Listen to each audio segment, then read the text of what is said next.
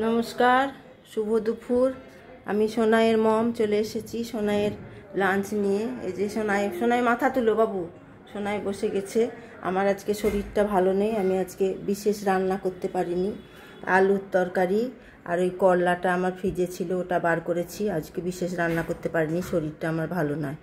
আর হয়েছে এই যে মুগের ডাল আর পনিরের তরকারি, আর সাথে হলো আম কেটে দিয়েছি।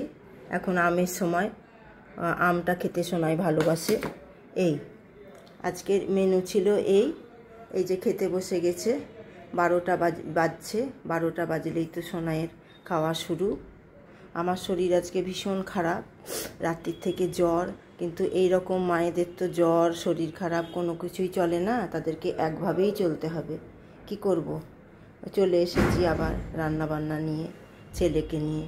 আমার ছেলের জন্য তো আমাকে ভালো থাকতেই হবে। ওষুধ খেয়ে উঠেছি, দিয়ে রান্না করে খেতে দিয়েছি। এই যে খেতে বসে গেছে। আসছি তাহলে, বাই। এই যে সোনাইকে দেখে নাও একবার। Bye, tata. তোমরা সব ভালো থেকো, সুস্থ থেকো।